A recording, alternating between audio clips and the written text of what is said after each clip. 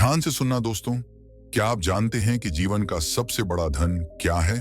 पैसा, ताकत या शोहरत? सोचिए, अगर आपके पास सब कुछ हो लेकिन शांति ना हो तो क्या आप खुद को अमीर मानेंगे? यह कहानी है उस इंसान की जिसने अपनी गरीबी से परेशान होकर गौतम बुद्ध से पूछा कि असली धन क्या है, और जो जवाब उसने पाया वह आज भी हमारे जीवन को बदल सकता है। यह कहानी है एक गांव की जहां एक गरीब आदमी सोहन रहता था। उसकी जिंदगी मुश्किलों से भरी हुई थी। हर सुबह वह अपने खेत पर काम करता, लेकिन उसकी मेहनत का फल उसे कभी नहीं मिलता। उसकी फसल खराब हो जाती और घर में खाने के लिए मुश्किल से 2 वक्त की रोटी होती। सोहन अक्सर सोचता, क्या यह गरीबी मेरी किस्मत है? क्या मैं कभी इस अंधेरे से बाहर निकल पाऊंगा? एक दिन गांव में खबर फैली कि पास के जंगल में गौतम बुद्ध आए हैं। लोग कहते थे कि बुद्ध किसी भी समस्या का समाधान कर सकते हैं। सोहन ने तय किया कि वह बुद्ध से अपनी समस्या का हल पूछेगा। सुबह सुबह सूरज उगते ही सोहन जंगल की ओर निकल पड़ा। जंगल शांत था, पक्षियों की चहचहाहट बना दिया था।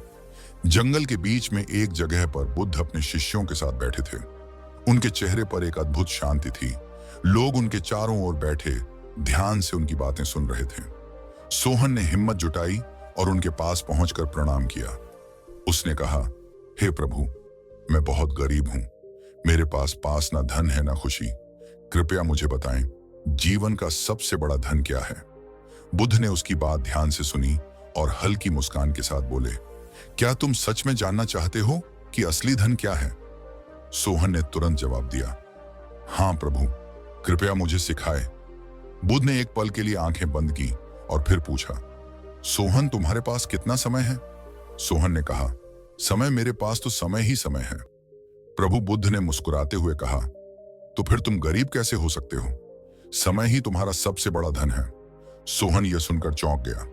उसने कभी समय को इस दृष्टिकोण से नहीं देखा था। बुद्ध ने समझाया, समय वह पूंजी है जो तुम्हें हर दिन मुफ्त मिलती है। अगर तुम इसे सही तरीके से उपयोग करोगे तो तुम वह सब हासिल कर सकते हो जो तुम चाहते हो। लेकिन अगर तुम इसे बर्बाद करोगे तो तुम्हारी गरीबी कभी खत्म नहीं होगी। सोहन सोच में पड़ गया। उसने पहली बार महसूस किया कि उसने अपने समय का कभी सही इस्तेमाल नहीं किया। बुद्ध ने मुस्कुराते हुए कहा, लेकिन सोहन, समय ही सब कुछ नहीं है। असली धन पाने के लिए और भी बहुत कुछ है। क्या तुम जानना चाहते हो कि अगला धन क्या है? सोहन ने उत्सुकता से सिर हिलाया। सोहन ने गौतम बुद्ध से पूछा कि जीवन का सबसे बड़ा धन क्या है? बुद्ध ने बताया कि समय ही सबसे बड़ा धन है। लेकिन क्या केवल समय का महत्व समझने से सोहन की गरीबी खत्म हो जाएगी? बुद्ध की दूसरी सीख ने उसकी सोच को और गहराई दी। बुद्ध ने सोहन से कहा, समय का सही उपयोग करना जरूरी है, लेकिन यह भी जानना महत्वपूर्ण है कि किसके साथ समय बिताया जाए। सोहन थोड़ा उलझन में पड़ गया। उसने पूछा, प्रभु, इसका क्या अर्थ है? बुद्ध मुस्कुराए और बोले, तुम्हारे पास समय तो है, लेकिन क्या तुम जानते हो कि तुम्हें किसके साथ समय बिताना चाहिए? लोग अक्सर गलत संगति में अपना समय नष्ट कर देते हैं। बुद्ध ने सोहन को एक कहानी सुनाई। उन्होंने कहा, एक बार एक चिड़िया और बंदर में मित्रता हो गई। चिड़िया मेहनती थी, वह हर दिन अपने घोंसले के लिए तिनके जमा करती। दूसरी ओर बंदर आलसी और मस्तीखोर था। वह चिड़िया को देखकर कहता, तुम बेवजह मेहनत कर रही हो, आओ मुझसे बातें करो, मौज करो। चिड़िया उसकी बातों में आ जाती और अपना समय बर्बाद कर देती। नतीजा यह हुआ कि बारिश का मौसम आया और चिड़िया के पास और घोंसला नहीं था। वह ठंड और बारिश में परेशान हो गई। बुद्ध ने कहा, सोहन, जीवन में समय के साथ साथ संगति भी धन है। अगर तुम्हारी संगति सही होगी तो तुम्हारा समय फलदायक होगा, लेकिन अगर तुम्हारी संगति गलत हुई तो तुम्हारा समय व्यर्थ चला जाएगा। सोहन ने सिर झुकाकर कहा, प्रभु, अब मैं समझ रहा हूं कि मैंने अपना समय गलत लोगों के साथ बिताया। वे लोग जो ना तो खुद कुछ सीखते हैं और ना ही मुझे आगे बढ़ने देते हैं। लेकिन सही संगति कैसे पहचाने? बुद्ध ने उत्तर दिया, जो लोग तुम्हें प्रेरित करते हैं, तुम्हें सही रास्ता दिखाते हैं और तुम्हारे साथ अच्छे कर्मों में समय बिताते हैं, वही तुम्हारी सही संगति है। सोहन ने महसूस किया कि वह अपनी संगति के कारण कई बार गलत फैसले ले चुका था। उसने बुद्ध से वादा किया कि अब वह केवल अच्छी संगति में अपना समय बिताए। बुद्ध ने मुस्कुराते हुए कहा, सोहन, समय और संगति दोनों महत्वपूर्ण हैं, लेकिन जीवन का असली धन अभी भी अधूरा है। क्या तुम तैयार हो अगली सीख के लिए? सोहन ने उत्साह से कहा, हाँ प्रभु, कृपया मुझे बताएं। बुद्ध ने कहा, अगली सीख तुम्हारे भीतर छिपे सबसे महत्वपूर्ण धन के बारे में है। सोहन को बुद्ध ने बताया कि समय और संगति जीवन के सबसे बड़े धन हैं, लेकिन क्या ये दो ही चीजें जीवन को संवारने के लिए पर्याप्त हैं? बुद्ध ने कहा कि जीवन का असली धन अभी भी अधूरा है। अब जानिए बुद्ध की तीसरी सीख क्या थी जिसने सोहन के जीवन की दिशा बदल दी। बुद्ध ने सोहन को ध्यान से देखा और पूछा, सोहन, क्या तुमने कभी सोचा है कि यदि तुम्हारा शरीर और मन स्वस्थ ना हो तो क्या तुम अपने समय और संगति का सही उपयोग कर सकते हो? सोहन ने चखते हुए कहा, नहीं प्रभु, अगर शरीर कमजोर होगा तो कोई भी काम करना मुश्किल हो जाएगा। बुद्ध ने सिर हिलाया और बोले, यही तो मैं कह रहा हूं, स्वस्थ शरीर और मन जीवन के सबसे बड़े धन में से एक है। बुद्ध ने आगे कहा, मैं तुम्हें एक कहानी सुनाता हूं। ये कहानी है एक राजा की जो बहुत शक्तिशाली था। उसके पास धन दौलत, बड़ा साम्राज्य और सब कुछ था, लेकिन वह हमेशा बीमार रहता था। एक दिन उसने अपने मंत्री से कहा, मुझे सब कुछ छोड़कर बस एक चीज चाहिए। अच्छा, स्वास्थ्य मंत्री ने कहा, महाराज, आपके पास इतना धन है, क्यों ना आप इसे अच्छे डॉक्टरों और औषधियों पर खर्च करें। राजा ने उत्तर दिया, धन मेरे किसी काम का नहीं, क्योंकि मैं इसे भोगने की शक्ति खोज हूं। अगर मेरा स्वास्थ्य ठीक होता तो मैं सबसे अमीर होता। बुद्ध ने कहा, सोहन, यही कारण है कि स्वस्थ शरीर और मन सबसे बड़े धन हैं। अगर तुम स्वस्थ नहीं हो तो तुम ना तो अपने समय का सही उपयोग कर सकते हो, ना ही अपनी संगति का। सोहन ने गंभीरता से पूछा, प्रभु, मैं अपने स्वास्थ्य का ध्यान कैसे रख सकता हूं? बुद्ध ने उसे कुछ सरल सुझाव दिए। संतुलित आहार, ऐसा भोजन करो जो शरीर को पोषण दे और मन को शांत रखे। योग और ध्यान, हर दिन अपने मन और शरीर को संतुलित रखने के लिए ध्यान और योग करो। अच्छी दिनचर्या, जल्दी उठो और दिन भर सक्रिय रहो। आंतरिक शांति, नकारात्मक विचारों को त्यागो, क्योंकि वे भी स्वास्थ्य को नुकसान पहुंचाते हैं। सोहन ने बुद्ध की बातों को अपने जीवन में अपनाने का निर्णय लिया। बुद्ध ने मुस्कुराते हुए कहा, सोहन, तुमने समय, संगति और स्वास्थ्य के महत्व को समझा, लेकिन एक और धन है जो इन सब सबसे भी अधिक मूल्यवान है। क्या तुम जानना चाहते हो? सोहन ने उत्सुकता से कहा, हाँ प्रभु, कृपया मुझे सिखाएं। बुद्ध ने सोहन को सिखाया कि स्वास्थ्य ही असली धन है। सोहन ने समझ लिया कि स्वस्थ शरीर और मन के बिना जीवन की अन्य उपलब्धियों का कोई महत्व नहीं। लेकिन बुद्ध ने यह भी कहा था कि एक और धन है जो इन सब से भी अधिक महत्वपूर्ण है। क्या वह धन, प्रेम, दया या कुछ और है? आइए जानते हैं, सोहन ने उत्सुकता से पूछा। प्रभु, आपने कहा था कि एक और धन है जो इन सब से भी अधिक मूल्यवान है। कृपया मुझे बताएं, वह क्या है? बुद्ध ने जवाब दिया, सोहन, वह धन है धैर्य और संतोष। सोहन ने थोड़ा हैरानी से पूछा, धैर्य और संतोष को धन कैसे कहा जा सकता है? प्रभु बुद्ध मुस्कुराए और बोले, मैं तुम्हें एक कहानी सुनाता हूं, इसे ध्यान से सुनो। गांव में एक लोभी किसान रहता था। उसके पास खेत, मवेशी और पर्याप्त धन था, लेकिन वह हमेशा और पानी की लालसा में रहता।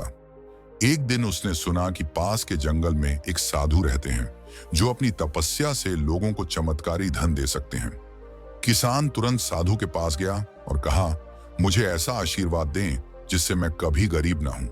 साधु ने उसे एक चमत्कारी घड़ा दिया और कहा, इस घड़े में जितना धन डालोगे वह दुगना हो जाएगा, लेकिन एक शर्त है, अगर तुम्हारा लोभ बढ़ गया और तुम इसे भरते ही गए तो यह फट जाएगा और तुम्हारा सारा धन खत्म हो जाएगा। किसान ने घड़ा लिया और उसमें धन भरना शुरू किया। हर बार धन दुगुना होता, लेकिन वह संतुष्ट नहीं हुआ। उसने और धन भरा और घड़ा फट गया। उसके सारे पैसे और सपने बिखर गए। बुद्ध ने समझाया, यह घड़ा तुम्हारे जीवन का प्रतीक है। यदि तुम संतोष और धैर्य का पालन नहीं करोगे तो तुम्हारा जीवन भी ऐसे ही बिखर सकता है। संतोष तुम्हें अपने पास मौजूद चीजों में खुशी ढूंढने की शक्ति देता है और धैर्य तुम्हें आने वाले सुखों और दुखों को सहने की शक्ति देता है। सोहन ने सिर झुकाकर कहा, प्रभु, मैं समझ गया। लोभ और असंतोष ने मुझे हमेशा परेशान किया है। अब मैं सीखूं कि संतोष में सच्चा सुख है। बुद्ध ने मुस्कुराते हुए कहा, सोहन, तुमने समय, संगति, स्वास्थ्य और संतोष का महत्व समझ लिया, लेकिन जीवन का सबसे बड़ा धन अभी भी अधूरा है। अगली सीख तुम्हारे भीतर छिपी सबसे गहरी शक्ति के बारे में है। सोहन ने उत्सुकता से पूछ, क्या वह शक्ति मेरे भीतर है? प्रभु, बुद्ध ने कहा, हाँ, लेकिन वह शक्ति कैसे काम करती है, यह जानने के लिए तुम्हें अगली सीख को समझना होगा। बुद्ध ने सोहन को सिखाया कि संतोष और धैर्य ही सच्चे धन है। सोहन ने महसूस किया कि लोभ और असंतोष ने ही उसे अब तक परेशान किया था, लेकिन बुद्ध ने कहा था कि जीवन का सबसे बड़ा धन अभी भी अधूरा है। अगली सीख सोहन के भीतर छिपी सबसे गहरी शक्ति के बारे में थी। क्या वह शक्ति प्रेम है, विश्वास है या कुछ और? आइए जानते हैं। बुद्ध ने सोहन से पूछा, सोहन, क्या तुमने कभी सोचा है कि तुम्हारी परेशानियों का असली कारण क्या है? सोहन ने झकते हुए कहा, प्रभु, मुझे लगता है कि मेरी परेशानियों का कारण बाहरी दुनिया है। कभी समय का अभाव, कभी धन की कमी और कभी गलत लोग। बुद्ध ने गंभीरता से कहा, नहीं सोहन, तुम्हारी परेशानियों का असली कारण तुम खुद हो। जब तक तुम अपने भीतर छिप शक्ति को नहीं पहचानोगे, तब तक बाहर की दुनिया तुम्हें शांत नहीं कर पाएगी। सोहन ने चौंक हुए पूछा, प्रभु, मेरे भीतर कौन सी शक्ति छिपी है? बुद्ध मुस्कुराए और बोले, आत्मज्ञान। बुद्ध ने कहा, मैं तुम्हें एक कहानी सुनाता हूं। यह कहानी है, एक नदी थी जो पहाड़ों से बहते हुए जंगलों और गांवों तक पहुंचती, लेकिन उसे हमेशा लगता कि वह अधूरी है। उसे समुद्र तक पहुंचने की इच्छा थी।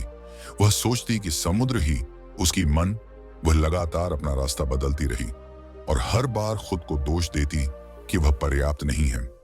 लेकिन जब वह समुद्र तक पहुंची तो उसने महसूस किया कि वह स्वयं ही समुद्र है। उसका पानी समुद्र से अलग नहीं था। इस एहसास ने उसे शांति दी। उसने जाना कि उसकी पूरी यात्रा में उसे जो चाहिए था वह उसके भीतर ही था। बुद्ध ने समझाया, सोहन, इस नदी की तरह ही हर इंसान अपने भीतर असीमित शक्ति और शांति का भंडार रखता है, लेकिन वह इसे तब तक नहीं समझ पाता जब तक आत्मज्ञान को प्राप्त नहीं करता। आत्मज्ञान तुम्हें सिखाता है कि तुम्हारे पास हर समस्या का समाधान पहले से ही मौजूद है। सोहन ने सिर झुकाते हुए कहा, प्रभु, मैं समझ गया। मैंने हमेशा बाहर की चीजों में खुशी और समाधान ढूंढा, लेकिन असली खुशी और शांति मेरे भीतर है। बुद्ध ने सोहन को आत्मज्ञान प्राप्त करने के 3 उपाय बताए। ध्यान, हर दिन शांत होकर अपने विचारों को समझने की कोशिश करो। स्वयं से संवाद, खुद से सवाल करो कि तुम क्या चाहते हो और क्यों। स्वीकृति, अपने दोषों और कमजोरियों को स्वीकार करो और उन्हें सुधारने का प्रयास करो। बुद्ध ने कहा, जब तुम आत्मज्ञान प्राप्त करोगे तो तुम्हें किसी बाहरी चीज की आवश्यकता नहीं होगी। तुम स्वयं अपने सबसे बड़े मित्र बन जाओगे। बुद्ध ने मुस्कुराते हुए कहा, सोहन, अब तुमने समय संगति, स्वास्थ्य, संतोष और आत्मज्ञान का महत्व समझ लिया, लेकिन जीवन का सबसे बड़ा धन अभी भी पूरा नहीं हुआ है। अंतिम सीख तुम्हें जीवन की परिपूर्णता का अनुभव कराएगी। सोहन ने उत्सुकता से कहा, प्रभु, कृपया मुझे अंतिम सीख बताएं।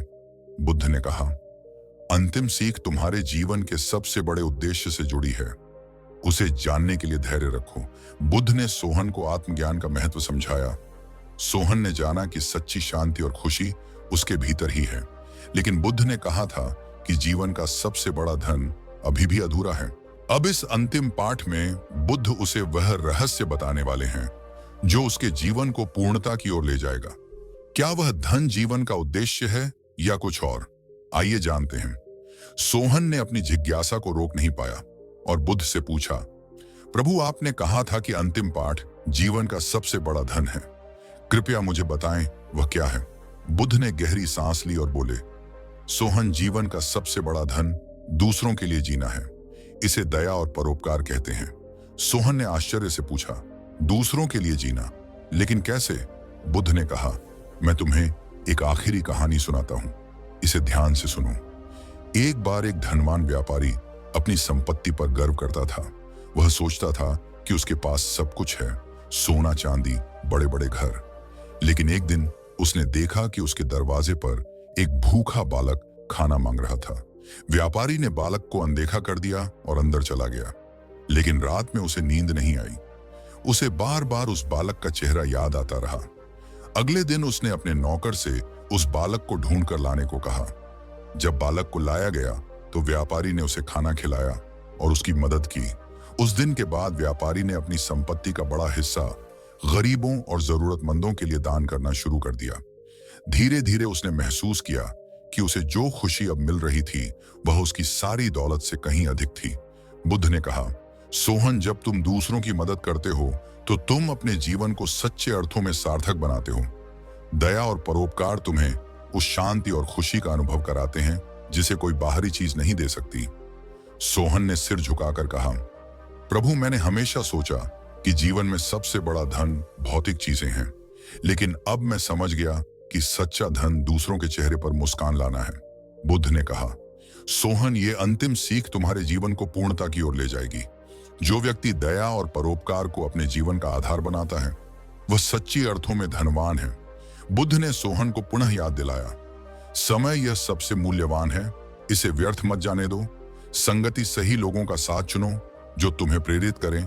स्वास्थ्य, इसे प्राथमिकता दो क्योंकि यह सब कुछ का आधार है। संतोष और धैर्य, इनसे जीवन में शांति आती है। आत्मज्ञान, अपने भीतर की शक्ति को पहचानो। दया और परोपकार, दूसरों के लिए जीना ही सच्चे जीवन का उद्देश्य है। सोहन ने इन 5 बात को अपने जीवन में अपनाने का संकल्प लिया और कहा, प्रभु, आपने मुझे आज सिखाया कि जीवन का सबसे बड़ा धन धन दौलत नहीं बल्कि सही समय, संगति, स्वास्थ्य, संतोष, आत्मज्ञान और दूसरों के लिए जीने की भावना है। बुद्ध ने अंत में कहा, सोहन, जीवन एक नदी की तरह है, इसे बहने दो, इसे दूसरों को तृप्त करने दो। जब तुम दूसरों को खुशी दोगे तो तुम्हें सच्ची खुशी मिलेगी। यही जीवन का सबसे बड़ा धन है। सोहन ने प्रणाम किया और अपना जीवन दूसरों की सेवा और परोपकार के लिए समर्पित कर दिया। बहुत समय पहले की बात है। मगध के एक बड़े नगर में एक व्यापारी रहता था जिसका नाम था धनीलाल। उसके पास अपार धन संपत्ति थी, महल जैसा घर, नौकर चाकर और इतने गहने कि उसका खजाना भर जाए। लेकिन धनीलाल के दिल में एक खालीपन था। रात को जब वह अपने आलीशान बिस्तर पर सोने की कोशिश करता तो बेचैनी उसे घेर लेती। उसे यह समझ नहीं आता कि इन्हीं दौलत होने के बावजूद वह खुश क्यों नहीं है। एक दिन उसने सुना कि गौतम बुद्ध उसके नगर में आए हैं। उनके चमत्कारी उपदेशों की चर्चा पूरे राज्य में हो रही थी। धनीलाल ने सोचा, अगर कोई मेरी बेचैनी का हल निकाल सकता है तो वह बुद्ध ही हो सकते हैं। धनीलाल बुद्ध के पास पहुंचा। वहां बड़ी भीड़ जमा थी, लेकिन बुद्ध की आंखों में कुछ ऐसा था जो धनीलाल को खींच ले गया। वह उनके चरणों में झुक गया और बोला, भगवान, मैंने सब कुछ पा लिया है, धन, मान, सम्मान और ऐशो आराम, लेकिन फिर भी मुझे शांति और खुशी क्यों नहीं मिलती? कृपया मुझे बताएं, जीवन का सबसे बड़ा धन क्या है? बुद्ध मुस्कुराए और बोले, धनीलाल, तुम सही जगह आए हो, लेकिन इसका उत्तर मैं तुम्हें सीधे नहीं दूंगा। इसे समझने के लिए तुम्हें कुछ परीक्षाओं से गुजरना होगा। बुद्ध ने कहा, तुम्हारे पास बहुत धन है, लेकिन क्या तुमने अपने स्वास्थ्य का ख्याल रखा है? मैं चाहता हूं कि अगले 7 दिन तक तुम अपने शरीर का ध्यान दो, अपने खान पान, दिनचर्या और नींद पर नजर रखो, फिर मुझसे मिलने आओ। धनीलाल को यह बात अजीब लगी, लेकिन उसने बुद्ध की बात मान ली। घर लौटकर उसने अपनी दिनचर्या पर ध्यान देना शुरू किया। उसे एहसास हुआ कि वह ठीक से खाना नहीं खाता, समय पर सोता नहीं और उसकी आदतें खराब हो गई थीं। वह हमेशा काम और पैसे कमाने में लगा रहता था और इस चक्कर में उसने अपने शरीर को अनदेखा कर दिया था।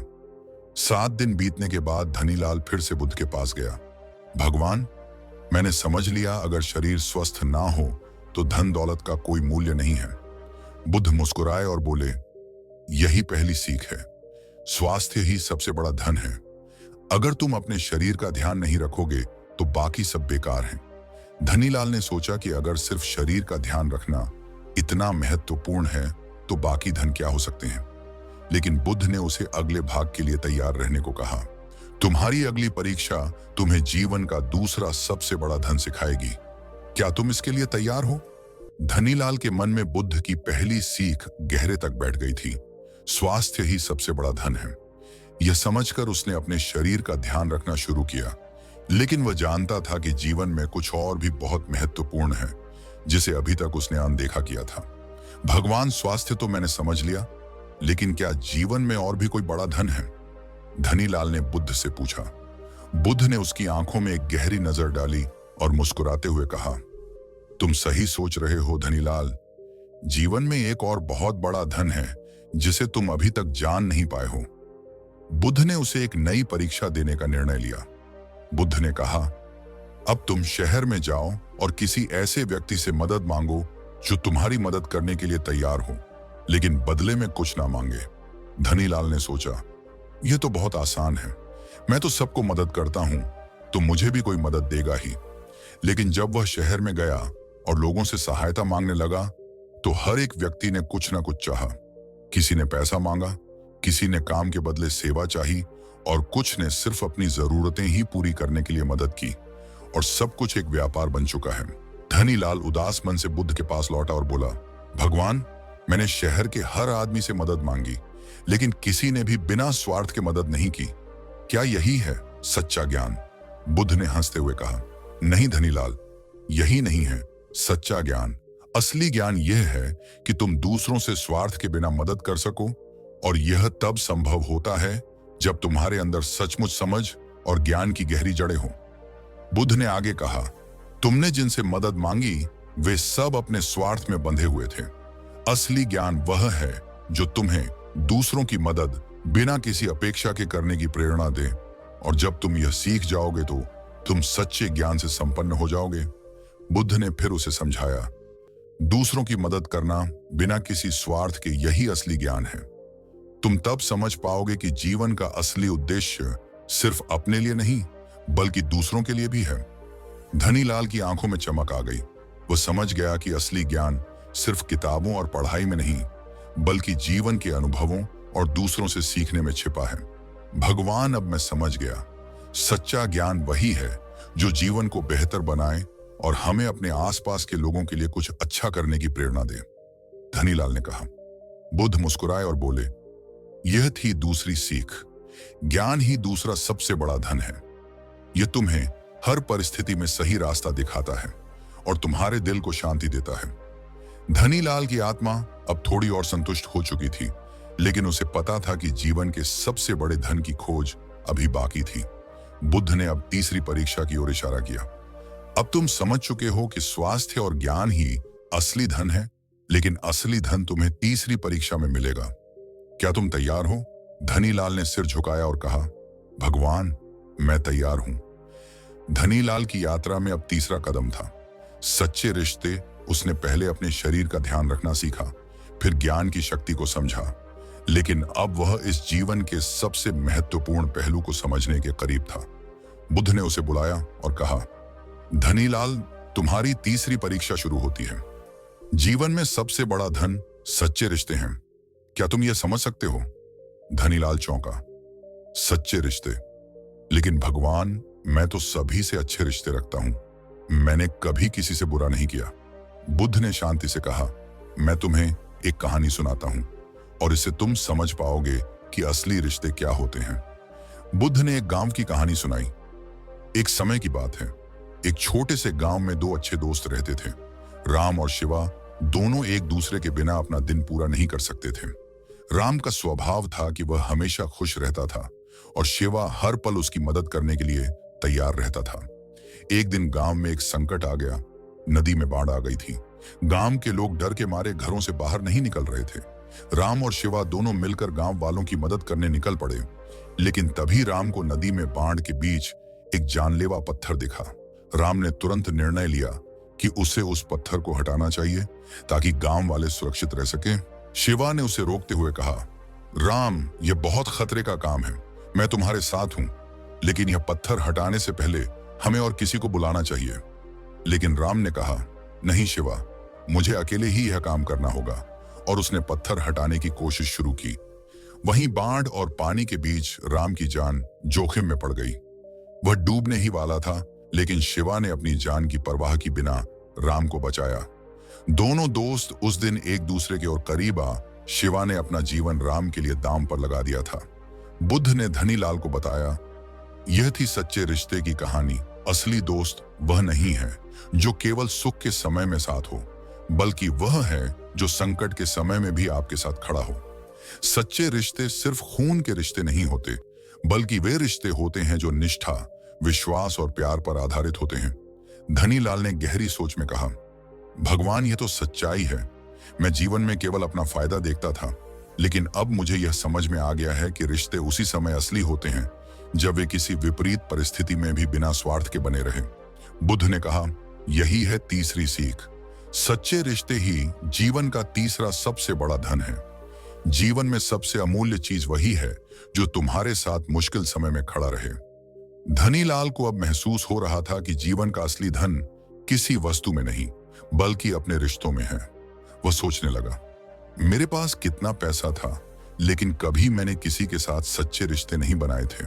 अब मुझे यह समझ में आ रहा है कि रिश्ते सच्चे सुख का कारण बनते हैं।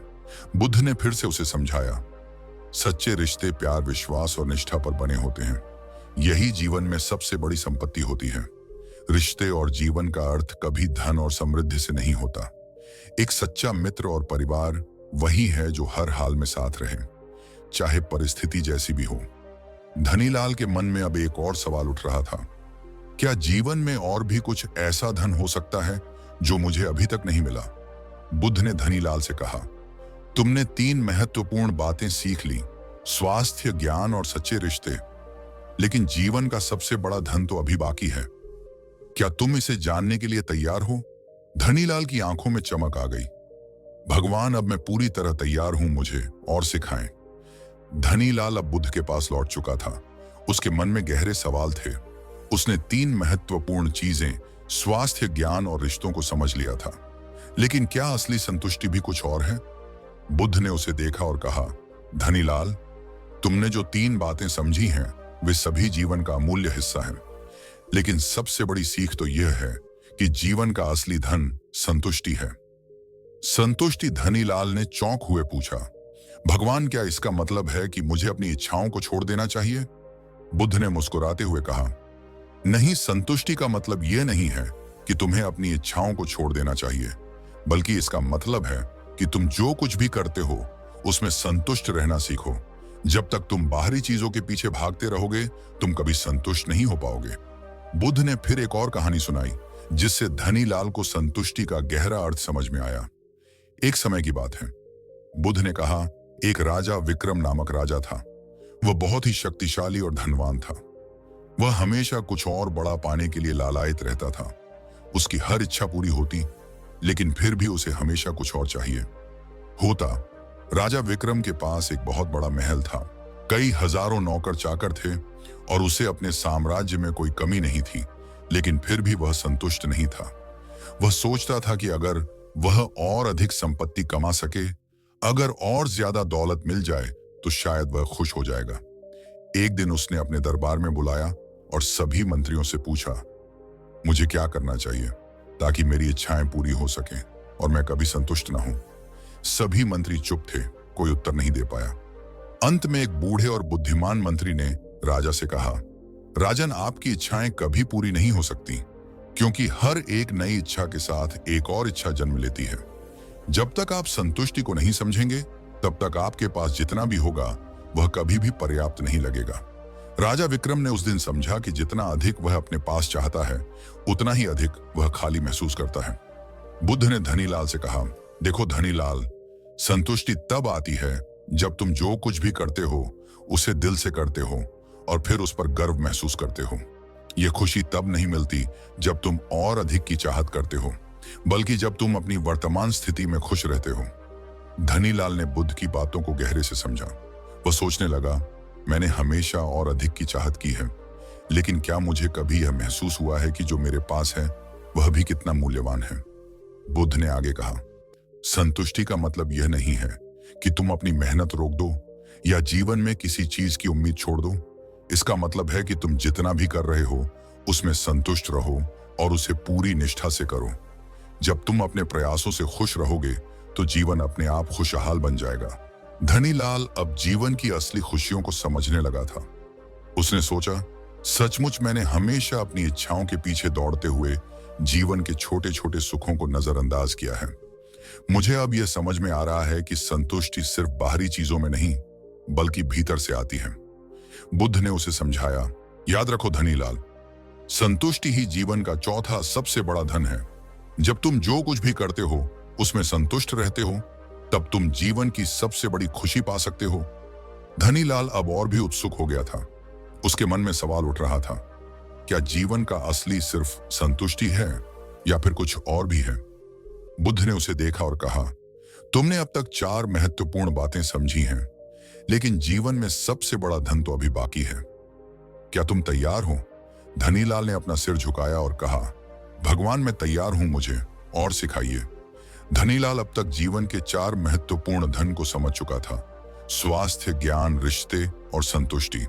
लेकिन बुद्ध की आखिरी बात ने उसे और भी गहरे सोचने पर मजबूर कर दिया था।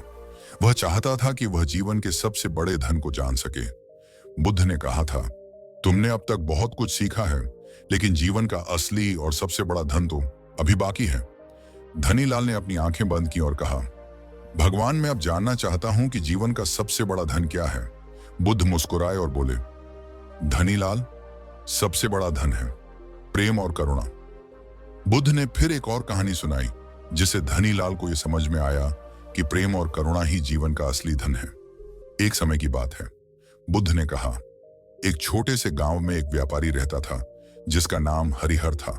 वह गरीब था, लेकिन उसका दिल बहुत बड़ा था। वह किसी को भी अपनी मदद देने से पीछे नहीं हटता था। एक दिन गांव में एक बड़ा अकाल आया, जिससे सभी लोग परेशान हो गए थे। हरिहर के पास बहुत कम अनाज था, लेकिन उसने अपनी सारी संपत्ति गांव वालों में बांट दी। एक दिन हरिहर की दुकान पर एक भिखारी आया। उसके पास कुछ खाने को था और ना ही कोई जगह रहने को। जब हरिहर ने उसे देखा तो उसने बिना किसी सोचे समझे उस भिखारी को अपने घर बुलाया और उसे भोजन दिया। उस भिखारी ने हरिहर से पूछा, तुम इतने गरीब हो, फिर भी तुम मुझे अपने घर बुलाकर खाना खिला रहे हो, तुमने मुझे क्यों मदद दी? हरिहर मुस्कुराए और कहा, मुझे लगता है कि जब कोई हमें कुछ देता है तो हम सिर्फ अपनी सामग्री नहीं, बल्कि अपना दिल भी देते हैं। मैं नहीं जानता कि तुम कौन हो, लेकिन मुझे यह पता है कि अगर मैं तुम्हारी मदद कर सकता हूं तो मुझे ऐसा करना चाहिए। बुद्ध ने आगे कहा, हरिहर ने समझ लिया था कि असली धन क्या है। वह जानता था कि जब हम किसी की मदद करते हैं तो हम न केवल अपनी संपत्ति बल्कि अपनी करुणा और प्रेम को भी बढ़ाते हैं। प्रेम और करुणा वे शक्तियां हैं जो हमें हमारे भीतर की सच्चाई से जोड़ती हैं और हमें जीवन को एक नए दृष्टिकोण से देखने की क्षमता देती है। जब तुम किसी को दिल से मदद करते हो तो तुम ना केवल उसकी जिंदगी को बदलते हो, बल्कि अपनी भी जिंदगी को एक नए अर्थ से भरते हो। बुद्ध ने धनीलाल से कहा, यही है जीवन का सबसे बड़ा धन, प्रेम और करुणा। धनीलाल को अब यह पूरी तरह से समझ में आ गया था कि जीवन के असली धन के बारे में बुद्ध ने जो कहा था वह कितनी गहरी बात थी। उसने सोचा, हम जितने भी बाहरी चीजों के पीछे भागते हैं वे कभी भी हमें असली खुशी नहीं दे सकते। असली खुशी और संतुष्टि तो तभी मिलती है जब हम अपने अंदर प्रेम और करुणा को जगाते हैं और उसे दूसरों के साथ साझा करते हैं। धनीलाल ने सोचा, मैंने हमेशा अपनी इच्छाओं के पीछे दौड़ते हुए जीवन के असली रंगों को नजरअंदाज किया है। अब मुझे यह समझ में आ रहा है कि असली प्रेम और करुणा को अनुभव करना ही जीवन का सबसे बड़ा धन है। बुद्ध ने धनीलाल को देखा और कहा, धनीलाल, जब तुम प्रेम और करुणा से जीवन को जीने की कोशिश करते हो तो तुम ना केवल अपने अंदर की बुराइयों को दूर करते हो, बल्कि संसार को एक बेहतर स्थान भी बनाते हो। याद रखो, जब तुम्हारा दिल दूसरों के लिए खुलता है तो तुम खुद को भी एक नया जीवन देते हो। धनीलाल ने गहरी सांस ली और कहा, भगवान, अब मैं समझ गया हूं कि जीवन का सबसे बड़ा धन क्या है। यह सिर्फ वह चीजें नहीं है जो हम बाहरी दुनिया से प्राप्त करते हैं, बल्कि वह प्रेम और करुणा है जिन्हें हम अपने दिल से दूसरों तक पहुंचाते हैं। बुद्ध ने अपनी आंखें बंद की और फिर कहा, यह यात्रा अब समाप्त होती है। धनीलाल, तुमने जीवन के 5 सबसे बड़े धन, स्वास्थ्य, ज्ञान, रिश्ते, संतुष्टि और प्रेम को समझ लिया है। अब तुम्हारा काम है इन सबको अपने जीवन में आत्मसात करना और दूसरों को भी यह समझाना, क्योंकि असली धन वही है जो हमारे दिल में हो, ना कि वह जो हमारी झोली में हो। धनीलाल ने सिर झुका लिया और कहा, मैं यह वचन देता हूं भगवान कि मैं इन सभी शिक्षाओं को अपने जीवन में अपनाऊंगा और उन्हें हर किसी के साथ बांटूंगी। बुद्ध ने एक आखिरी बार मुस्कुराकर कहा, तुम्हारा दिल बहुत बड़ा है धनीलाल, अब तुम सच्चे जीवन के धन से परिपूर्ण हो। दोस्तों, अगर यह कहानी आपके दिल को छू गई हो तो इसे अपने दोस्तों और परिवार के साथ जरूर शेयर करें। ऐसी और प्रेरणादायक कहानियां सुनने के लिए अभी सब्सक्राइब करें और कमेंट में बताएं कि आपको इस कहानी की कौन सी बात सबसे अच्छी लगी। याद रखें, जीवन का सबसे बड़ा धन है प्रेम और करुणा। इसे अपने जीवन में उतारें और खुशियां फैलाएं। धन्यवाद।